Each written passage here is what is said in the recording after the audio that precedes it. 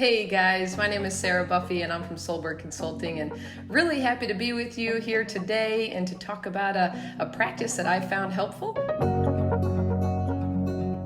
We have worked with so many amazing people around the state and how to understand people with different labels, different histories, especially folks who come in from an earlier complex traumatic background, and how might we help people build resilience, not only in themselves, but with the people that they care for and support and are in relationship with. And one thing that I've found is that if we can take some moments, either in a brief practice or kind of at regular intervals, if we can take time to invest back into ourselves, to really deepen the relationship with self, that's going to help us as we start to show up in the lives of people that we care for and connect with. So there's this practice I've created. It's nothing new underneath the sun. If you're a mindfulness guru, this is going to sound very familiar, but it's something that I found really helpful, and I call it Notice, Accept, Invite. So just a little bit of a history first. One day I was in the shower, minding my business, getting ready, kind of rushing off to a training, and my mind was going, and I was full of insecurity. I was full of worry. I was really kind of being down on myself, and just that negative self-talk was just having its way at my own brain. And then that moment I realized, let me take a pause and just notice these thoughts. Notice the worry.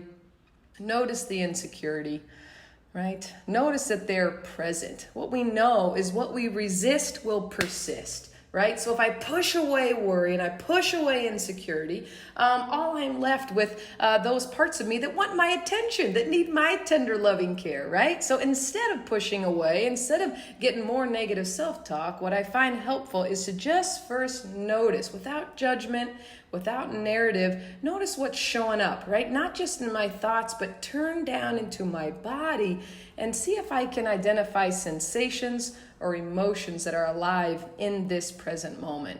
Once I'm able to do that, I'm able to go into that next step of just acceptance, accepting that this is true for me right now, that I'm not my feelings, but I am experiencing worry. I'm experiencing insecurity. And maybe there's a gift in there. What I realized that day is that if I didn't have worry, if I didn't have doubt, I wouldn't maybe be motivated to show up more wholly and fully for the people that I care for and like to learn with, right? So what motivates me to study and work hard and continually grow in my own work is based on this part that says, hey, you got to show up and be your best, right? So I don't want worry to run the show. I don't want insecurity or anxiety to run the show, but I do want to thank them. I do want to honor the gift that they brought into my life, which is really making sure I'm always putting my best foot forward.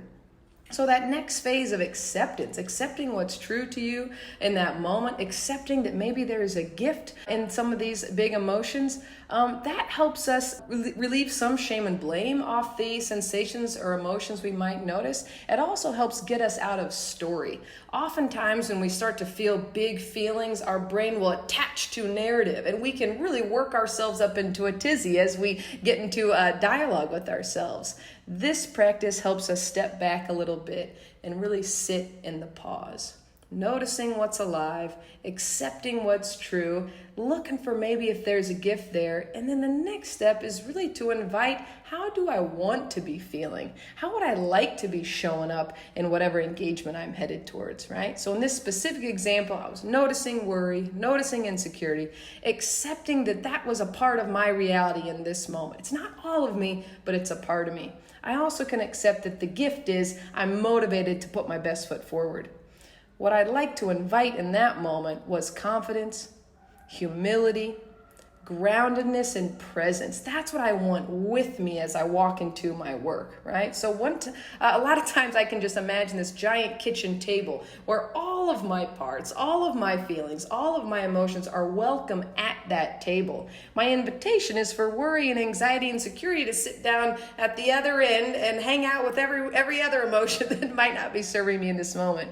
And at the head of the table, I want to invite those feelings and those ways of being that will help me show up more wholly and fully for folks that I'm connecting with, right? So that was kind of where I first started to get into this practice. I then really use it in 3 different ways. I use it as a morning practice to set the trajectory of my day. So that's an invitation for all of you. How might you set up your days where you're not just bringing your full self into it, but you've grounded in your inner world, so you can show up in the outer world a little bit more whole and full. Right? So you can use it as a morning practice. I also use it in the moment. Sometimes when I can notice my thoughts really taking me off and having big feelings that do not serve me, I can just in that moment sit back, put my feet on the floor, and go through those 3 steps just in my mind, right? I like to journal about this too, because the writing helps kind of get it out of my insides and onto paper.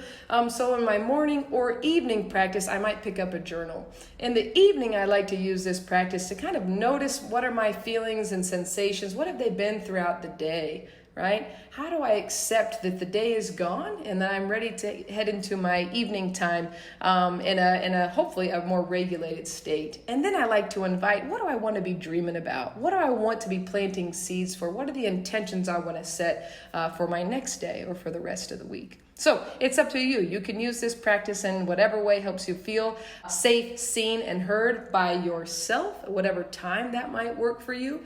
This morning with my practice, what I was noticing was my mind was racing. And the real invitation here isn't to notice our thoughts, right? Our thoughts are going to carry us away. It's really to notice the sensations in our body, the emotions we're experiencing. But today, that was my noticing. My noticing was my mind is running, right? And very quickly, I was able to go into that next phase of acceptance. And I was able to accept, actually, let me grab it for you because I thought it was kind of interesting. Maybe not for you. What I was accepting in that moment was that my busy brain gives me a fresh reminder to keep up with my mindfulness practice. That was it. I was noticing my mind running, and I was accepting that that's true for me right now. It's true that my brain is off to the races. But what I was able to see as the gift was that this is a reminder to keep engaging in my mindfulness practices, keep opening up and deepening my ability to be in this present moment. So that was a gift that my racing mind, and what I was able to invite in this morning was calm, not just for my own nervous system, but to be grounded. The more regulated my nervous system is, the more sustainable the work can be. So I invited in calm, groundedness, and I invited in the flow. That's not an emotion, but I invited flow for my day today. And my hope is that once I can name that intention, I can bless and release, let it go, and watch to see what opens up through the rest of my day. So notice, accept, invite, a little yummy practice to get your innards all settled and regulated before you show up in the outside world. And I would invite you to play around with this practice whenever it feels right for you.